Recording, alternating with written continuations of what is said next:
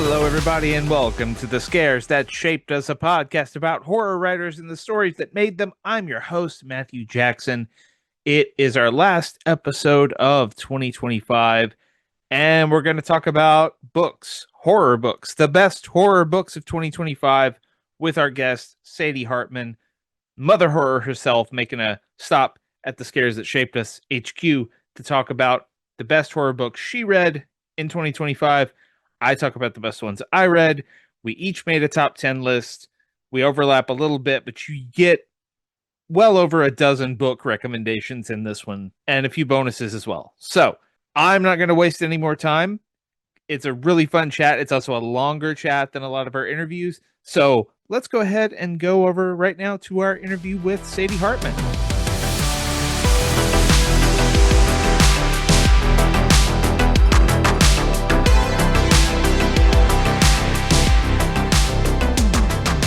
Joining us to talk about the best horror books of 2025 is someone who would definitely know. She is the Bram Stoker award-winning author of 101 Horror Books to Read Before You're Murdered, the co-owner of Nightworms, the author of the new book, Feral and Hysterical, Mother Horror's Ultimate Reading Guide to Dark and Disturbing Fiction by Women. Mother Horror herself, Sadie Hartmann, welcome to the show. Hello, thanks for having me on today. It's so great to have you here. I was just saying before we hit record, I don't think you and I have ever actually spoken to one another, but we followed each other online for a long time. And I always have deeply respected your work as a writer and as a curator and evangelist for horror fiction. So when I was thinking about who would I want to have on the show to talk about the best books of the year, I was like, let's take a moonshot and ask if Sadie would do it. And you said yes, and I so appreciate you.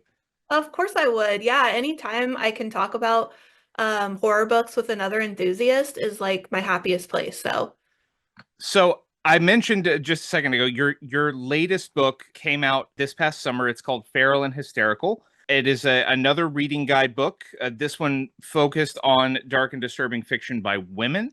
For those who haven't picked it up yet, could you give our listeners a little taste of what they can expect from Feral and Hysterical? Sure, yeah. So if you didn't read the first book, which was 101 Horror Books to Read Before You're Murdered, that book is sort of laid out as like a snapshot guide through modern horror. I would say that I took a hard look at books over the last 20 years or so and handpicked a few of my favorites that I had read that kind of like inspired me to make an intentional journey through horror specifically, and kind of abandoning all other genres and just focusing on that. So it's a list of recommendations. And then Feral and Hysterical is even more of a zoomed in look at horror. I kind of sifted through all the available works that we have by men in particular and honed in on books by women, horror books by women and non-binary people, and just really took a hard look at the horror that they have to offer, as opposed to, the difference in voices that I grew up with. So, as like a die-hard horror fan when I was like 13, I feel like the voice that I heard the most were straight white males, Stephen King and Peter Straub and Clive Barker. Well, I don't know about, straight white male, but definitely white male. And so I wanted to really focus in on what kind of horror women are telling, and where it comes from, the history there. Yeah. So instead of like a big list, it's more curated by themes and subjects and tropes and vibes. So one of my favorite things about these sort of deep dive projects that look at very specific angles on horror is the feeling of discovery. And I know with your first book, with 101 Horror Books to Read Before You're Murdered, it was very much a like, these are the essentials, right? These are sort of the top tier, like, you got to read these. And Feral and Hysterical is much more of like a, yeah, let's focus, let's get this very specific approach and view of horror through the eyes of women and non-binary people. Who did you discover while working on this book that you love now? That's a really good question. I would have to say there are some hidden gems, writing speculative, and Gothic that I didn't know was there. Gothic is really, really new to me. I Mm. did read like Rebecca and, maybe Dracula and some of the classics that are Gothic, Frankenstein, etc. I read those, when I was in school, but I didn't read like Wuthering Heights or, Jane Eyre. I didn't really take a deep dive into like what modern Gothic horror writers were doing. And so I would say that Laura Purcell, who wrote also an essay for my book, is a new favorite of mine. Also, A.G. Slatter, who's writing a Mm. combination Gothic horror fantasy, is a new like genre flavor that I'm really interested in that she excels at writing. And yeah, I would say like, yeah, just really finding and opening that door to women who are going through like more of a historical lens, more of a fantasy, more of gothic versus just, straight on the nose horror. Yeah, I must admit I too am sort of behind in my reading on Gothic fiction, particularly early Gothic fiction. I love it, but it's always you have to really there, it's very tonally specific, and it becomes really immersive, but you also have to be Yeah. patient with a lot of it, Yeah. which is not my strong suit. I'm not a patient person. I'm very much like, no, let's get to the blood. Where's the Yeah. blood? Fair. So we are here to, which I should say, Feral and Hysterical available now wherever books are sold. This episode will go up after Christmas, but if you forgot someone in your gifting, makes a great gift for the horror fan in your life. Uh, so now we're going to talk about the best horror books of 2025. If you were here last year, listeners, we did this with Gabino Iglesias. It's going to go very similarly the same way. We each have a top 10 list. Sadie and I have prepared our top 10. We're going to trade off titles and we might have overlap here on some things. And if we have overlap, we'll just be twice as enthusiastic about what you're going to hear. So, Sadie, is your list published anywhere right now where anyone can go read it? Yes, it is. It's published in two places, actually. It's on the lineup, which is Right. sort of like a bookish magazine, collector of all things type of website. You can find it there. And it's also on Instagram. I Okay. did a top 20 post or a top 10 post, and then I did an additional 40. Which, by the way, if you're not following Sadie on Instagram, you're missing like more horror recs than you can ever read in your life because she is constantly giving us cool stuff over there. So give her a follow on Instagram. My list, by the time you hear this, should also be up at Bloody Disgusting. It will be longer than 10 entries. So if you're like looking for bonus content, listeners, go over to bloodydisgusting.com. Check out my list of the best books of 2025. But let's get down to it. Sadie, since you are my guest, I will let you go first. What is your first pick for best horror books of 2025? My first pick is King Sorrow by Joe Hill. Wonderful, epic book, which I reviewed for Book Page and gave it I believe a starred review is what I recommended. I love this book. What stood out to you about it, other than it being the first Joe Hill novel in like 11 years or whatever it is? Yes, that specifically. I also saw him on his tour stop here in Seattle, and it was awesome listening to him kind of talk about his process with this book, and kind of a behind the scenes way, and then like why it took him so long to get it out. And then, he is promising that he's going to write us a book a year. I told him I was definitely going to hold him to that promise because that would be awesome.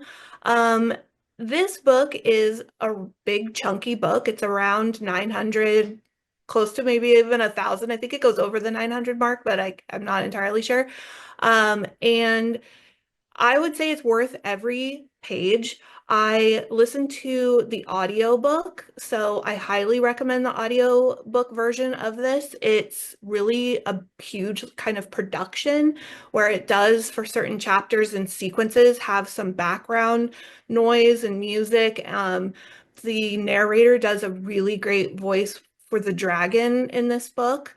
And without any kind of spoilage at all, I don't want to spoil this book in any way, shape, or form, but if you kind of love the friend group vibes of It, Yeah. by Stephen King, where you kind of take a younger version of these characters in the beginning of the book and see them through to adulthood. They start in this book as like college age, but then move on into like a later stage life, and you get to see this evolution of their characters. They're all flawed. They're all, have like really kind of skeevy decision making skills about certain things where you're just like, I probably wouldn't have done that. But yeah, just to watch their character arcs over the course of this epic tome was a journey. And I had many long fall walks with this book, listening and just really immersed in the world building and the scope of the horror. It was wonderful. Yeah, it's such a great book, and the comparison to it is very apt. And so if you and it has one of my favorite things in any horror story, which is a big spooky house full of like dark academia, Yeah. which is kind of the home base for where the story all starts for these characters. So yeah, if you like a story about a group of friends across decades having to deal with a dark entity and sort of a curse, uh, with a lot of dark fantasy mixed in with the horror, King Sorrow is absolutely a great pick. My first pick, which I did these alphabetically by author Okay. because I'm just, and yours can be in whatever order you like. I didn't think to ask, is yours like a ranking 10 to 1, or are you No, just no, okay? mine's not ranked. I could not be that nuanced. Yeah, yeah. I usually can tell you like what the best book I read in a year was, but Yeah, ranking them is tougher, and I don't like to pit my author friends against each other in that way right. anyway. So, Yeah. um, my first pick, then, with that alphabetical order in mind, at least I think it's alphabetical, is "When the Wolf Comes Home" by Nat Cassidy. Snaps, so good. I didn't want to Snaps. like step on your toes. Yeah. Yeah, I love this book. I was lucky enough to talk to Nat about it a couple of times as it was coming out. Um, it's basically Terminator 2 with a werewolf, which Nat himself Awesome. told me was a big inspiration for him. It's kind of a road novel mixed with a an odd couple novel, and it's got this whole big sister little brother vibe to it with the characters. It deals with childhood abuse and trauma in a very thoughtful way while also keeping the pacing is very action driven. It's a very fast book. I blew through it. Um, and it has one of the boldest endings without spoiling anything for anyone. It has one of the boldest endings of a mainstream horror novel that I read this year. It just really goes for the throat in all the right ways. And Nat, who has written great books before, I think like hit a new level with When the Wolf Comes Home. Yeah, I love that you said the Terminator 2 movie comp. That's so accurate because I was in my Gothic era at the time I picked it up. And so the transition into slow burn to, high octane action, like page one, I wasn't feeling it at the time, but then my return to it when I was ready for that kind of nonstop, like frenetic action was exactly what I wanted. So, Yeah, it if you want a book that will move like a freight train and hit you yeah. like a freight train by the end, When the Wolf Comes Home is a great choice. What is next on your list, Sadie? Yeah, so my next is a novella, and it's To Carry a Body to Its Resting Place by C.S. Umble. Um, I don't know if you've read C.S. Umble yet. I have started because I think it's Shortwave is re-releasing all of his previous sort of horror western stuff, and I've started, but I have not gotten all the way to the new stuff yet, which I feel bad about because he's a Texas author. But I'll get there. I promise I'll get there. Okay, I do want your listeners to know that he is a new author. So, it seems to be that when I post new people, especially indie, on social media and people aren't really sure who they are or aware or have seen the cover or whatever, it tends to just get missed. And I really want to emphasize that just because somebody is indie or not published by a big publisher traditionally, it doesn't mean that they don't have the big writing chops. And C.S. Humble has the big writing chops where I would compare this Western series that you're thinking about getting invested in to like The Dark Tower. And I have no, like, it is not done lightly. The Dark Tower series by Stephen King is one of my favorite book series of all time.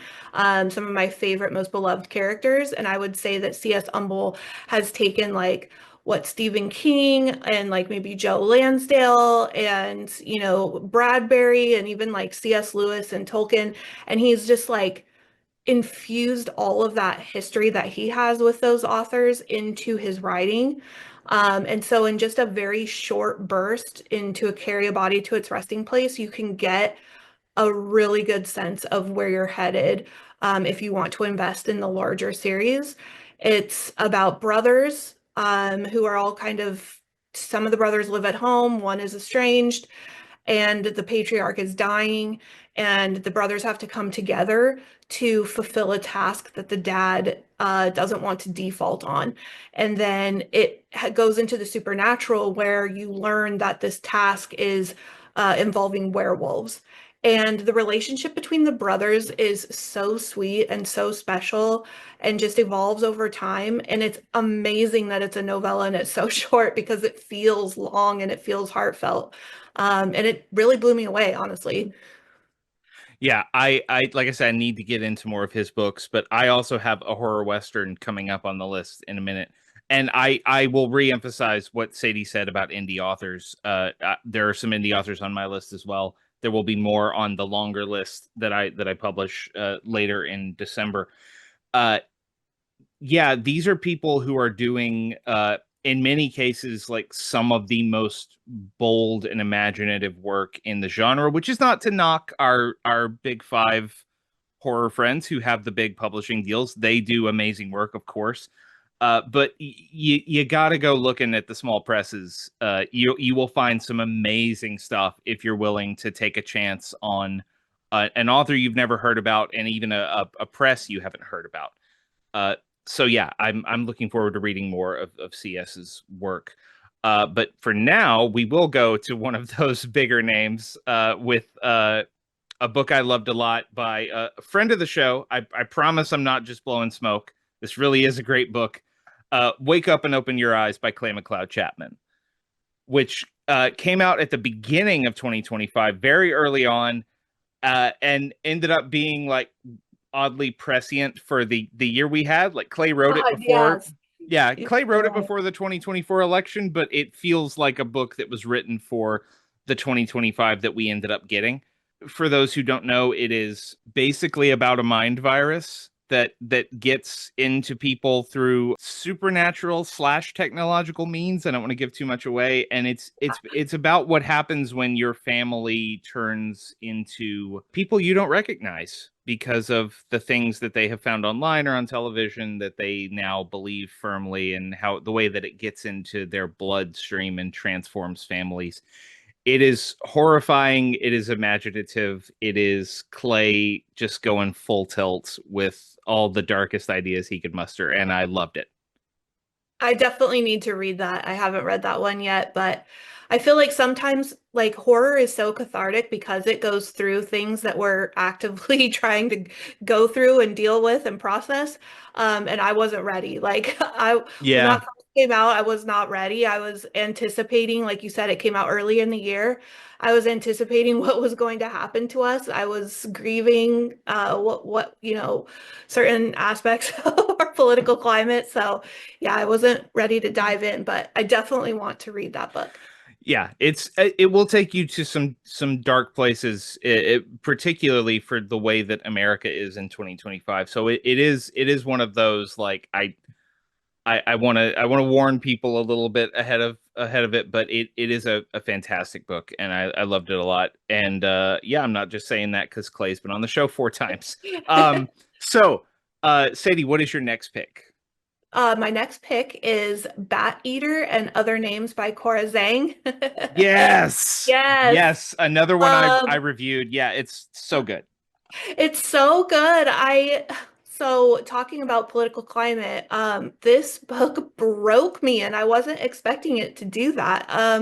It takes place during COVID, Yeah. and it really deals with in the background, it's not a forefront issue, but in the background is this, the whole idea that we learned during COVID from different sources that it was here because of, somebody who ate a bat in Asia and brought it here. And then all the, Asian hate that happened. And it was, really traumatizing. I was ready to get into a COVID book like 6 years or 5 years later. So it was good timing. At the time, because this book was published, I think it was 2024 in the UK. So it came here now. And it has this really quirky kind of main character who works for a company that does crime scene cleanup. And her friend group and coworkers sort of start to realize that they're doing these cleanups and that there might be a serial killer on the loose that they want to start investigating. And it's almost like this Scooby-Doo vibe where they're doing a little research on that. And simultaneously, the main character has also lost a sister, which happens very early on, and she is, being haunted by the ghost of her sister. So she thinks. So yeah, at the end, reading through the acknowledgments and the author's note, I just broke down in tears because I feel like as a people group, we will never change. Like whatever marginalized community of the hour we're targeting as a nation or as a world, like it's just so disappointing and hard to see that we don't learn from our horrible mistakes. It just crushed me, but in a good way, only way that horror can. Yeah, it is the best novel I've read about the COVID era, the lockdown era. Um, like I've seen and read a lot of great fiction that takes place during that era, but other than maybe certain subplots in the pit, I've never like felt it in my gut. Mm, The things that were actually going on socially and emotionally at the time, the way I felt it with this book. Uh, yeah, me too. it's amazing, and if you didn't pick it up, it's another heavy read. It's definitely a heavy read, but it's worth it. It's a fantastic book. And it Um, does go in kind of some humor too. I think the main character is funny and the friend group is funny. yeah, it's very much like if you like that thing in horror films where the morgue attendants are always eating, Yeah, you will like the crime scene cleanup characters in this book and the way that they interact with one another. It's very darkly funny, and I yeah. appreciated that a lot. Um, my next one is an anthology. It's The End of the World as We Know It: New Tales of Stephen King's The Stand, edited by Christopher Golden and Brian Keene, written by I think it's 36 different horror authors from across the spectrum of the genre, doing all kinds of crazy stuff in the world of The Stand. The Stand is my favorite novel.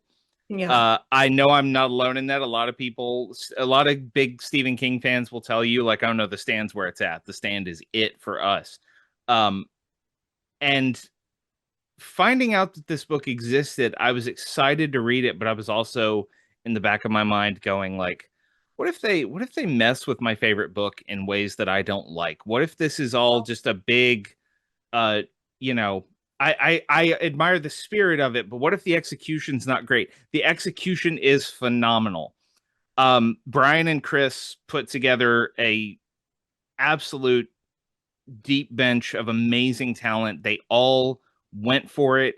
You get stories in here that get very supernatural and become almost fairy tales. You get very gritty, grounded stories about people just trying to get through the worst of this pandemic.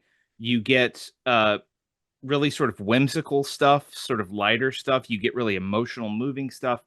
It's it's wonderful, and I sort of can't believe they pulled it off. They made a book as big as The Stand, packed with this many stories, and they're all good. I'm glad that you mentioned it's as big as the stand because when it showed up at my house, I think I heard like a thud on Yep. my front doorstep. It is big, it is big, it is chunky. I'm excited to read it. Yeah. It's huge, and like, yeah, it showed up at my house twice because I got a review copy, and then I was doing a giveaway, so I got a second copy, and yeah, both times I would pick the box up or the envelope up and go, good Lord, it must be the end of the world as we know it. Yeah, it's so great, and you can read it. It's arranged sort of chronologically the way that The Stand unfolds. So you get stories set as the pandemic is hitting, you get stories set as society is reorganizing, and then you get stories set sort of in the present slash future of where the characters wind up by the end. Some of it involves actual characters that you know from The Stand. Most of it is all new characters. You can pick and choose your favorite writers within it, and you'll get it. But if you read it all in one chronological sweep, you get this whole other story that's unfolding on this massive scale. And I still just kind of like nothing. This is not damning with faint praise because I know that Christopher Golden and Brian Keene are amazing horror minds and do great work. And I have complete faith in them, but it's still sort of staggering to me just how well they pulled this off. Wow. It's so great. Um, okay, we're back to you, Sadie. What's your next pick? Yeah, that just speaking on the anthology, that's really good to know. I might read it with my Fable book club because we love doing anthologies because you can talk about each story when you Yeah. finish as a group. So that sounds really fun. Um, my next book is called Junie. And it's by Aaron Crosby Eckstein, who is a debut author. Junie is maybe not a traditionally considered horror novel. I wouldn't say that it is horror, but it is paranormal and it is ghostly.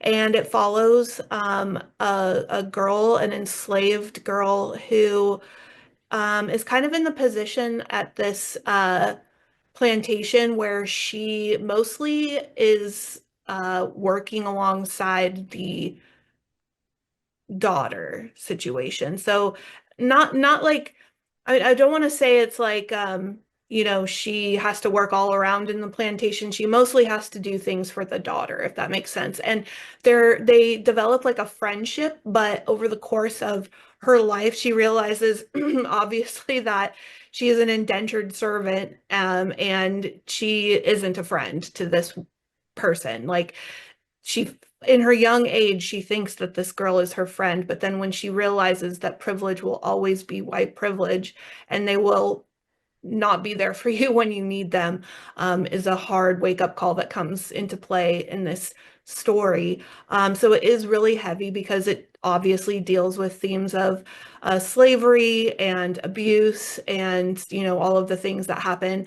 But it also it deals with hope, and it deals with how a young person has still dreams and they've envisioned their lives if they were different. There's a little romance in there. And the ghostly aspect that comes into play is a sister that has passed away in mysterious circumstances in the beginning who puts Junie on a quest to complete some tasks that help open her eyes to the world around her and how she might escape. So even just saying that gives me chills because of the progression of the story. It's beautiful. It's really beautiful. As dark and ugly as slavery is as beautiful as this book is, and the prose was wonderful. And can't wait to read more by this author. I have to confess I hadn't even heard of it until you just mentioned it, but I'm writing it down now, and I'm gonna do my best to find time to check it out because it sounds amazing. Yeah, it's really good. I highly recommend it. So we were talking about indie authors and small presses a minute ago, and this is Ooh. one of my indie picks for the year. It is called Mother Eating, a documentary by a local author here in Austin named Jess Hageman. Oh, cool. It was published by Ghoulish Books Yeah. earlier in the year. It is the story of Marie Antoinette as reinterpreted in present day Austin. So instead of a young woman who was essentially sold into marriage with French royalty, she is a young woman who is sold into uh, sort of marriage and sort of messianic figurehead status to a local religious sex cult. Uh, Mm. and it is the wildest. I read the premise and immediately I know Max Booth from Ghoulish pretty well. They are a friend. So as soon as Max started pushing this book, I was like, okay, I will check it out. And then I read the like cover copy, and it was like, okay, this is Marie Antoinette's story with a sex cult in present day Austin. It's like I just have to know what this even is. I curiosity was the driving force, and I picked it up, and it is presented. It's called the documentary because it is presented as a series of interviews. It's presented as almost like an oral history of uh, this young woman's life. Mary Tony, she's known. She's the Marie Antoinette figure. It's presented as like all of her like family members and people who knew her, all recounting this like very dark journey she goes on. And I sincerely was just blown away by Jess's imagination. She's been on the show now, so go back and listen to that episode if you didn't, listeners, because it's a great one. I was blown away by how someone could even conceive of like taking that historical story of a misunderstood woman who was exploited and pushed into a marriage, and translating that into this wild horror story that is also a really stunning commentary on the way that women are treated in modern day Texas, which, spoiler alert, is not great. Yeah. So I really was just in awe of the way that she was able to muster all of these disparate things together into this really cool book. It's not super long. You can get through it very quickly. It has maybe the most disturbing opening scene I read in a book in 2025. It starts strong and keeps going. So yeah, I loved Mother Eating so much. That's awesome to hear. I have it on my TBR. I've read a book by Jess before. It was called Head Cheese. Head cheese, yeah. Also really weird and disturbing. So yeah, I that's what I want when I go into something from Jess. So yeah, that's exciting. Yeah, it's so great. Um, what is your next pick, Sadie? My next book is called The Bewitching by Silvia Moreno Garcia. I think Silvia Moreno Garcia will have a book on my top 10 list every year. She has a book that comes out. She's one of my favorite authors. I did the audiobook for this, and as a caveat, gotta say, I highly recommend if you're ever going to read something by Silvia Moreno Garcia or Stephen Graham Jones, I always recommend the audiobook. And it is because of the way that for Stephen Graham Jones, it's because it's the way that it captures his flow of his prose and his storytelling style. It kind of unlocks it for people who struggle with his stops and starts and the way that he kind of like flows and conversationally and cinematically writes.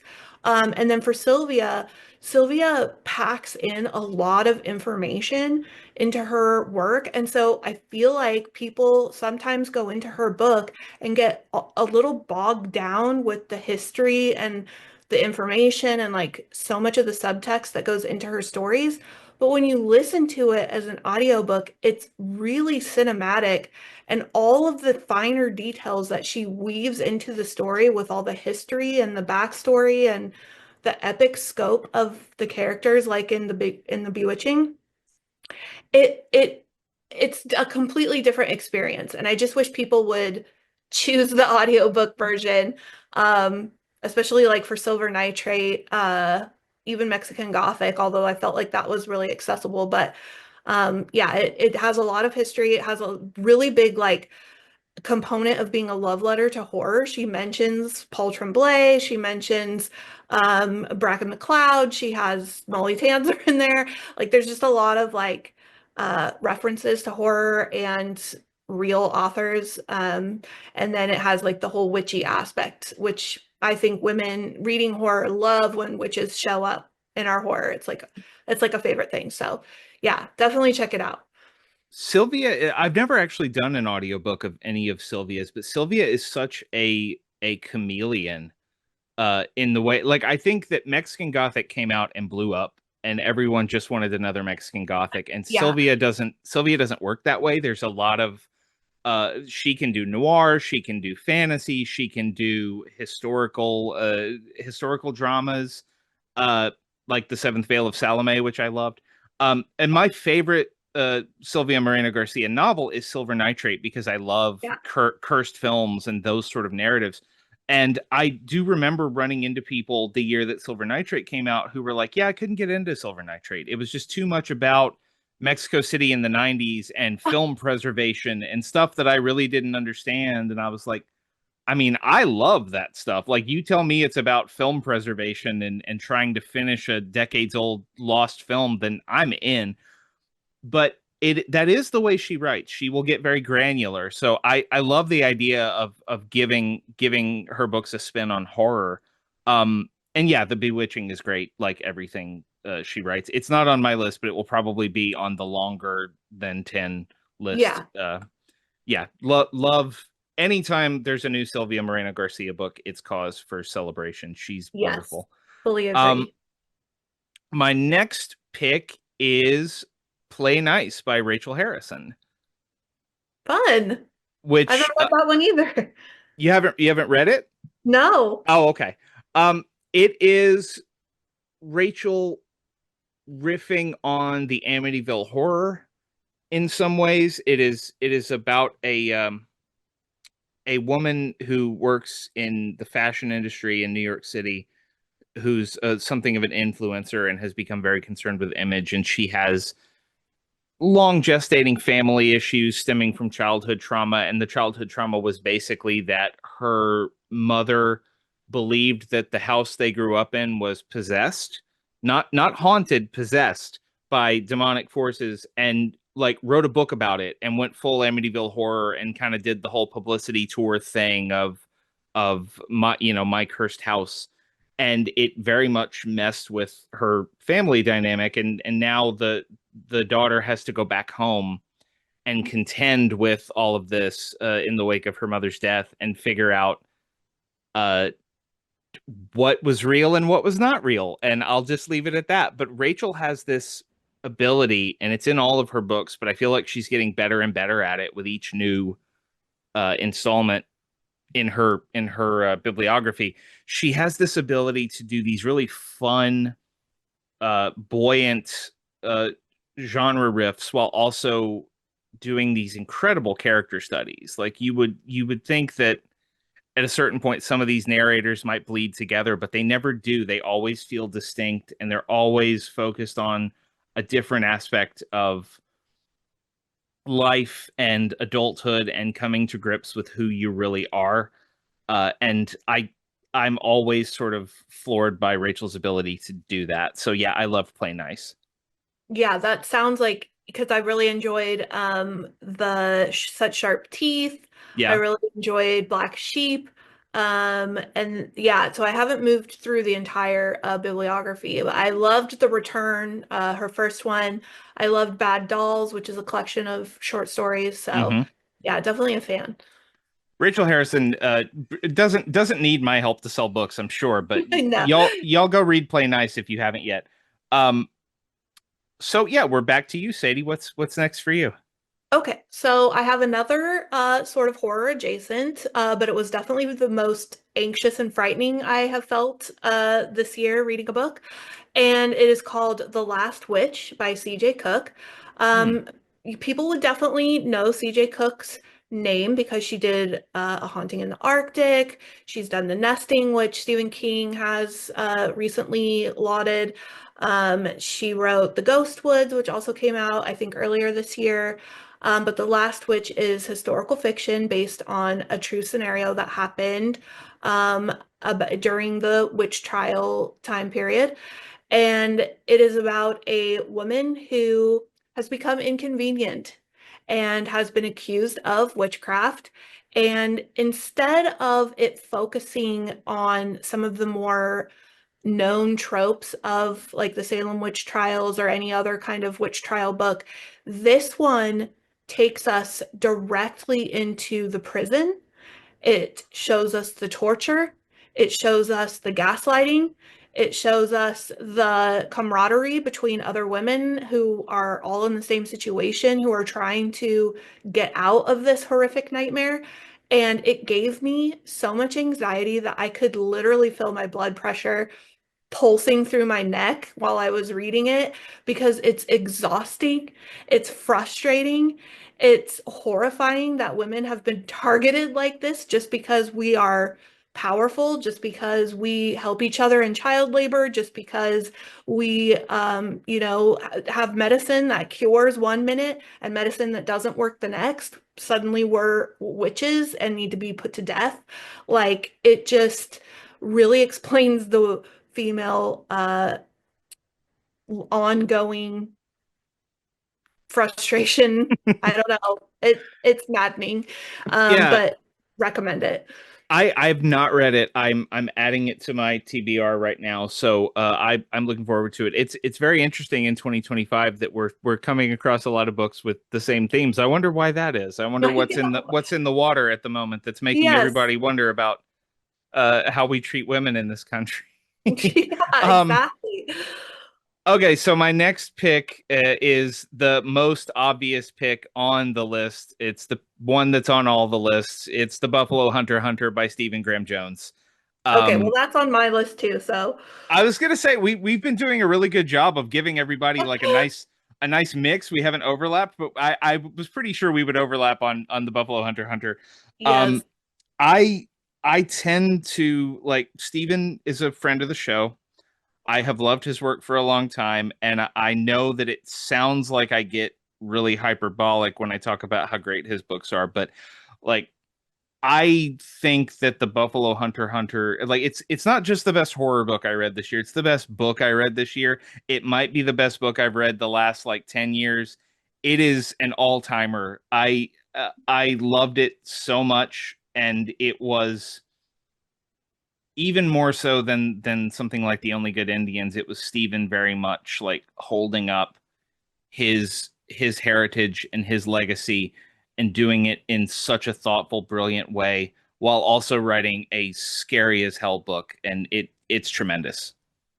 Yeah, and I fully agree. I did an author event with him at a Barnes and Noble this year, and I made the comparison to the audience that this, if they liked Sinners, the movie Sinners, which, everybody saw and was praising and enjoyed, I was like, if you love Sinners, you will love the Buffalo Hunter because it is very similar. And that's all I need to say about that. So, I mean, if you love the themes of colonization and then vampirism as maybe a metaphor for that, like, yeah, you will love Buffalo Hunter. The best idea that I think Steven has ever had, and he's had some great ideas, is, and this isn't a spoiler because it was in all the publicity leading up to the book, is the idea that his vampire, who is a Blackfeet Native American, uh, has to he becomes whatever he eats when he's a vampire. Yeah. So he tries to eat non-human prey, but then realizes, oh, I'm sort of gaining elk-like features now. Yeah. I probably have to eat a person, but then he realizes that when he eats white people, he turns whiter. So if he wants to retain a shred of who he is in his core, he has to consume blood from his own people. Yeah. That is devastating and brilliant, and Yeah. I'm still in awe of that. Yeah, same. I bought a copy for my dad. I was like, you do the audiobook because again, I feel like it's very cinematic. There's like a scene I can think of at the end where I was gasping at the brilliance and the horror. And it was playing like a movie in my mind that wouldn't stop. So again, just audiobooks, like the way that you can stop reading something or go back and read it with your eyeballs again and again until it just like kind of doesn't make sense. An audiobook is relentless in the fact that you cannot like it is in your brain. It's permeating the brain and it isn't allowing you to pause or look away or put it down. Like, yeah, so that audiobook was probably my favorite audiobook that I've ever listened to. I haven't done the audio. I will probably do that soon because I enjoy going back through Steven's stuff. Because I know him and I've listened to a billion interviews with him, I hear Yeah. Steven's voice in my head Yeah. when I read it. But Yeah. hearing a narrator like take that prose, because he does have such a specific cadence in the way that he lets a sentence sort of just wander where it's going to wander. Yeah. And an audiobook narrator I've done all of the Indian Lake books and the Only Good Indians in audio, and I highly recommend trying Steven's stuff in audio. Yeah. So that was our first overlap. So with that in mind, what's next on your list, Sadie? The next one is The Lamb by Lucy Rose. Mm. Um, Also a debut. And I was devastated. I think a lot of people in horror like to show up to their reads for emotional devastation and wreckage.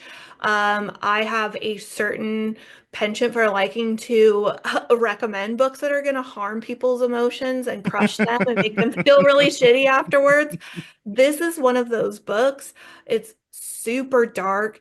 It is about a little house in the woods with a mom and a daughter, and they just take in wanderers, people who are lost. They call them strays. They enter into the home, they kill and eat, and the daughter goes to school and just comes home to this nightmare every day where she's eating people and she just doesn't want to do it anymore. She's starting to think about, now that she's older, the ramifications of what they're doing, the psychological damage that that would do to a child, obviously. And then a stranger shows up and flips the whole dynamic on their heads. She is no longer her mother's pinnacle person in her life. This new person becomes the obsession. And then the daughter goes through hell. And so do you. So as the reader, you go through a literal nightmare. You want things for her that you're not going to get. So that's my recommendation. I've heard great things about that one, and I sadly have not read it, so I'm gonna like rush out and grab that one as soon as possible. Yeah, Because yeah, I've heard so many people say that that is a must read. yeah, for But sure. speaking of books that are gonna give everyone bad feelings and Yes. really like wreck you psychologically, my next pick is "We Are Always Tender with Our Dead" by Eric LaRocca. Oh, wow. Um, Eric put out two novels this year. At Dark I Become Loathsome came out early in the year.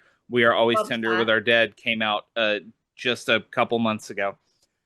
It is I think I put in my review of it that I think it's the most brutal mainstream horror novel of the year.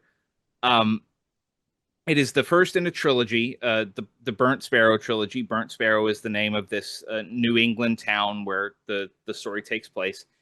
It is basically about a mass shooting in America. Like there's this big tragedy that happens right at the start of the book. A bunch of people in the town end up dead, and the town is run by these sort of shady elder figures who are sort of unquestioned leaders of this whole uh, place, and they come up with a very unorthodox way of tending to the dead in the wake of this tragedy.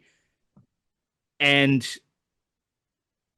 if you've read any Eric LaRocca, you know that he gets very grim with his subject matter. He is not afraid to go there. He is not afraid to really push it. Um, Even as someone who's been reading Eric for years, there's stuff in this book that I was like, oh wow, he went there. There's one scene in particular, and I actually talked to Eric about this, and he said, yeah, that was the one my editor wasn't sure about, but I fought to keep it in. Um, it is, that meme of Trent Reznor saying we're here to have a bad time. This is that book, and it's amazing. It's the best thing Eric's ever written. Wow, I thought the At Dark We Become Lonesome was was my favorite and one of his finer moments. And I've also been reading his book since the very, very beginning. Um, I opened up the book that you're talking about after reading Loathsome, and I was like, I can't do this again. Yeah. Like I can do one Eric LaRocca book a year. So I'm excited to start the trilogy when the next one comes out, and I'll sandwich those two together, and that will be my one for the year. Yeah. It's again, we're talking about a lot of heavy books here, but like they Yeah. are they go for the throat in the best way, and you do have to be in a certain headspace to read them. So proceed with caution on We Are Always Tender with Our Dead, but it's very much worth everybody's time. Yeah, What definitely reading. what's next for you, Sadie? I'm gonna go with Witchcraft for Wayward Girls by Grady Hendrix. And Wonderful book. I saw Grady Hendrix again.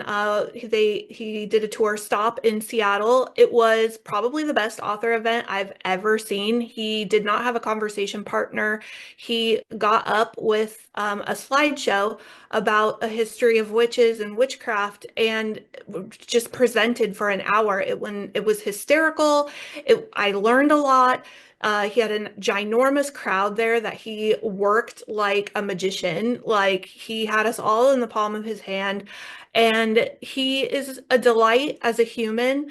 And he really did his homework for this book. I've heard some complaints that, men can't write women this way, and I disagree. As a woman, I think Grady Hendrix can definitely write women any old time, and I'll read it. So much in the vein of My Best Friend's Exorcism, which has two female leads, which he did a phenomenal job with. This is a cast of all women, of all shapes, sizes, ages, backgrounds, personalities, you name it. It takes place in a home for women who are in a crisis pregnancy, or a home for girls in a crisis pregnancy situation, and just the camaraderie and the togetherness that they have in their found family situation, and also trying to get out of this horrific nightmare that their parents, put them in, abandoning them to a home run by shady people. And it's wonderful. It was wonderful. I loved it. It is the way that Grady Hendrix wins a million hearts. I'm pretty sure it was the first 2025 horror release I read because it came out very early in the year, and Yeah. so I think I actually read it in 2024. I got the arc and went through it, and because I was Grady was on the show, and yeah, it's if you love Grady Hendrix, it is the same wonderful Grady Hendrix vibes that you get mixed in with a lot of really cool I would say reverence is the word for Yeah. because Grady has talked about the level of care that he developed for these characters, but also for young women who have throughout time been subjected to this kind of thing, including a member of his own family, which was one of the genesis points of the book. Um, that will also be on my longer list from Bloody Disgusting. I love that book so much, and Yeah. I'm glad you talked about Grady writing women because it's nice to hear from a woman about that because like I don't feel qualified to say like of course he can write women because Yeah. uh Yeah. but yeah, if you love Final Girl Support Group, Southern Book Club's Guide to Slaying Vampires, all that stuff, um, it's classic Grady, and I loved it a lot. Good. So, my next one is A Game in Yellow by Haley Piper. Awesome. I this for me is the best thing that Haley's ever written, and I'm a fan of Haley's work. It's if you're a fan of cosmic horror and the long tail of cosmic horror and weird fiction in the history of horror, you gotta read this book because it is basically about a lesbian couple in a BDSM relationship who get hold of a few pages from the mythical play The King in Yellow, as created by Robert W. Chambers in his collection The King in Yellow, which came out 135 some odd years ago, I think. Um, and the thing about The King in Yellow as an idea is that it is very vague. Chambers doesn't give us a lot of detail about what it is and what it does. But we know that it's a play that will drive you insane.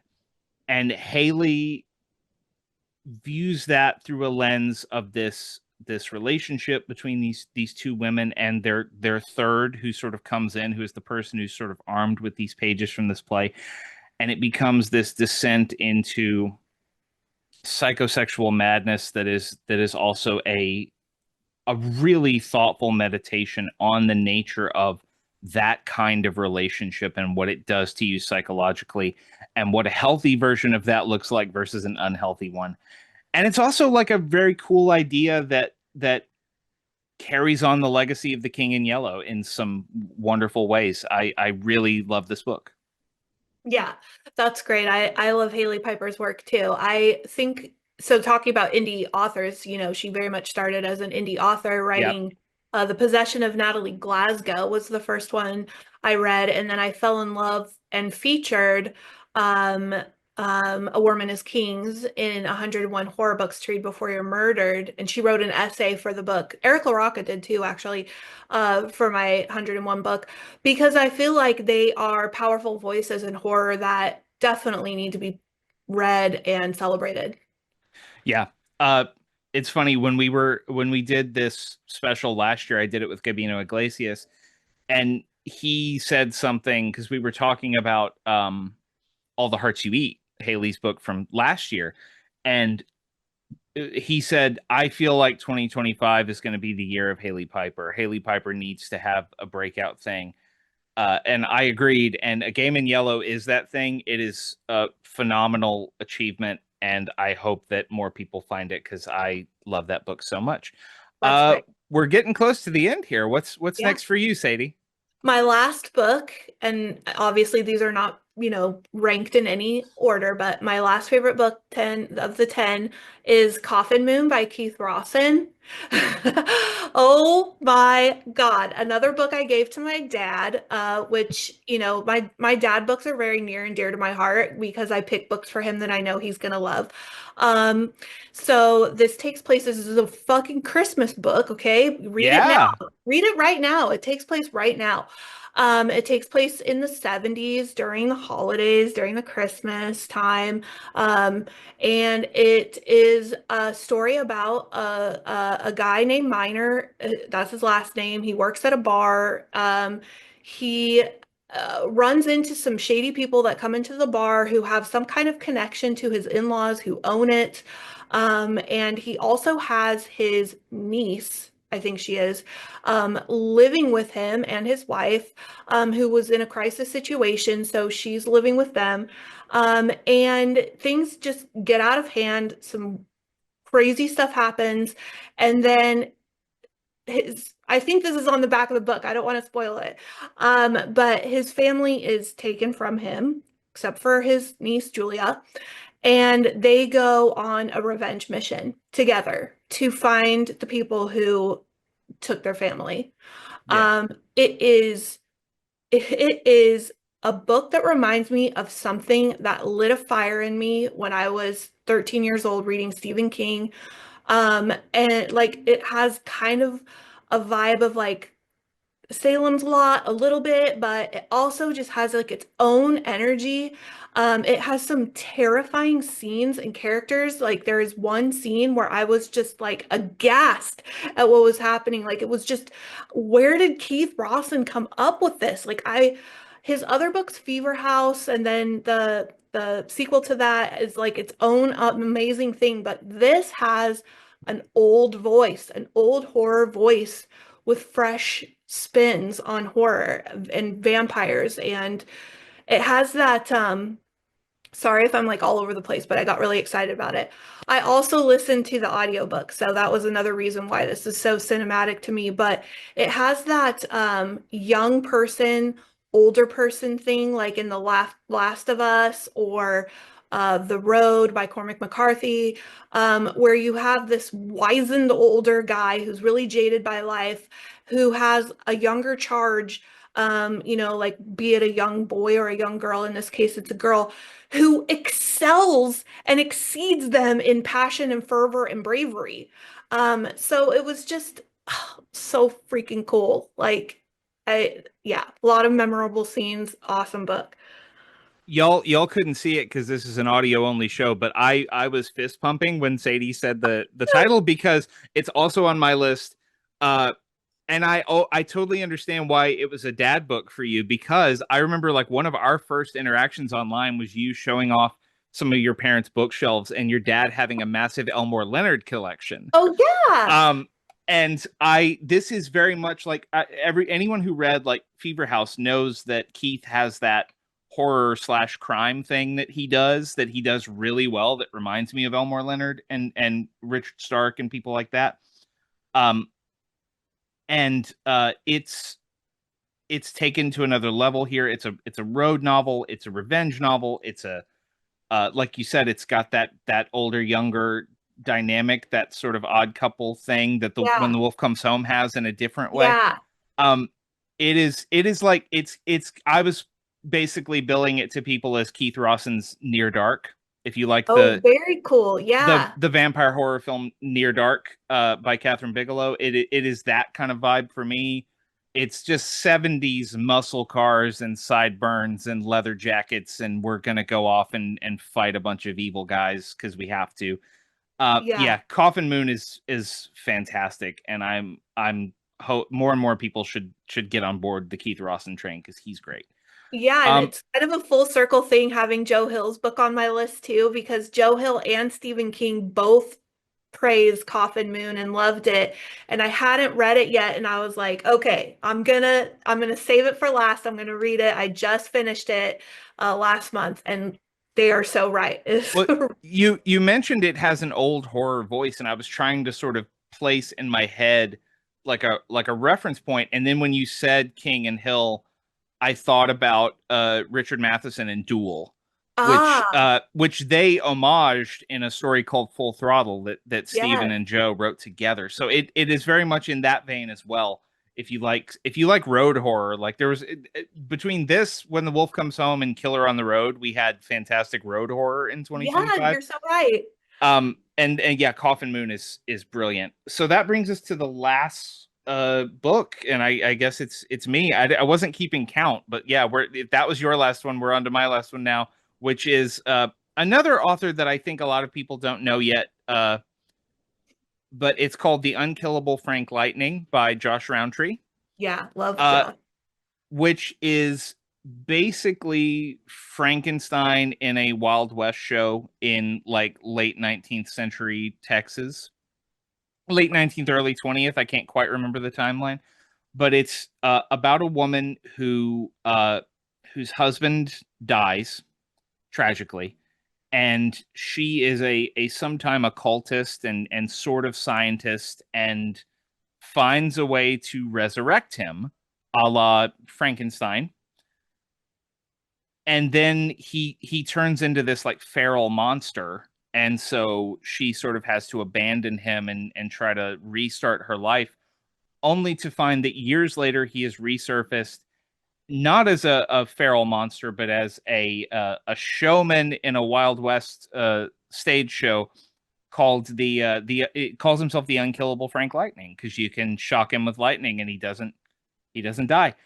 And I read this in one sitting. It's not super long. It's a couple hundred pages.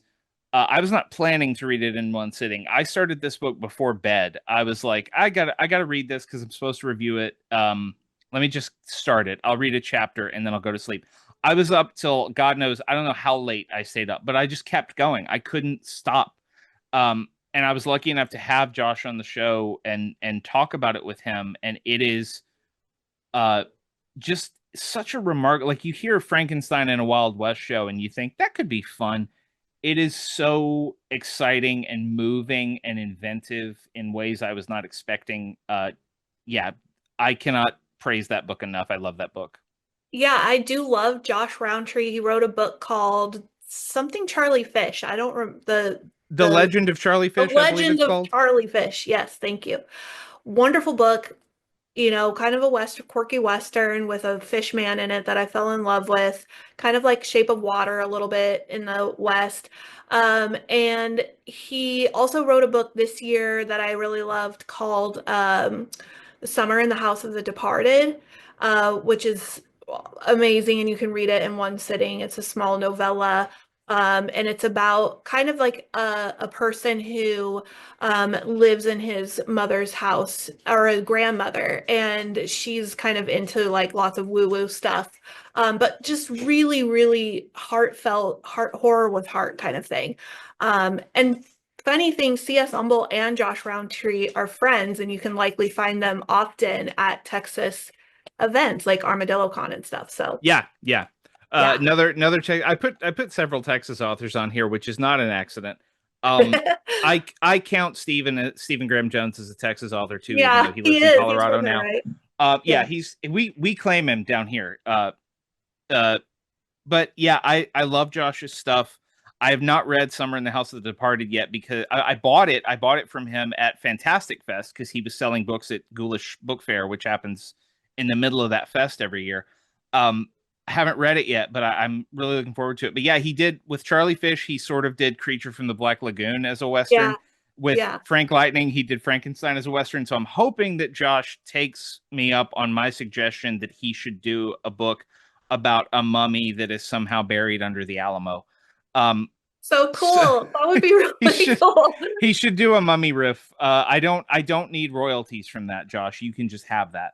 Um, so that's it. We gave you we had a couple of overlaps, so I think we gave you 18 books total that you can go get right now if you didn't catch them before. Uh, you can get many more book recommendations from Sadie everywhere you can find Sadie online. You can also get more from me wherever you find me online, and also check out Sadie's list at the lineup and my list at Bloody Disgusting. Sadie, it's been great having you. Before we let you go, will you let everyone know where to find you online and how to get into Nightworms and all the other cool stuff you do? Yeah, so at Nightworms, which is a monthly curated horror subscription company, we've been around for 7 years. This is our seventh year. You can just go to nightworms.com. You can pre-order January 2026's package right now. You can subscribe or buy a one-off just to try it. We hook you up with 2 books, custom artwork and bookmarks, and a beverage. You can find me at mother.horror on Instagram. Like Matthew said, I just do book recs all day long. That's all I ever do. In fact, I'm going to do a road post now about books on the road, horror books that take place on the road. That's a great trope. So yeah, I'm on other places like Threads and Blue Sky, but definitely Instagram is my home. Instagram is Sadie's home base because Sadie is able to make her book recommendations look very pretty. Oh. I just type things. Sadie puts the work in, everybody. So go follow Sadie. Our guest has been Sadie Hartmann. Sadie, it was great talking books with you. Thank you so much for being on the show. It was really great to hear your recommendations, and thank you for having me on. Thanks once again to Sadie Hartmann for being on the show. It was wonderful talking about all the books we loved this year. Go get Feral and Hysterical. It's great. Go get 101 horror books to read before you're murdered. It's also great. Go check out Nightworms. They put out cool stuff all year long. And go follow Sadie on her socials. You'll be glad you did, especially if you love reading scary books. And if you want to keep track of everything we're doing over here on this fine podcast, you can do that by following us on Blue Sky. We are at scareshapedus.bsky.social over there. You can also find us on Facebook, The Scares That Shaped Us, and we're also The Scares That Shaped Us on YouTube. If that is how you like to listen to your podcast, go over there, like, and subscribe. We appreciate you. You can also find my newsletter where I write about a lot of horror stuff going on in my brain at MatthewJacksonWrites.com. Put your email in, get all the content right to your inbox. And hey, if you like the show, head over to the podcasting platform of your choice. Leave us a 5-star review. It helps us get featured on those platforms, keep building our audience, keep doing lots of cool stuff. And because this is our last episode of 2025, we will be back next week, but it's our last one of the year. I just want to say thank you. This was the first full calendar year of this podcast. We took 2 weeks off out of the 52 that you get in a calendar year. So we put out 50 episodes this year. I think that's pretty great. Our numbers in terms of listeners have grown exponentially over the course of the last year. We've gotten a lot of great feedback from people.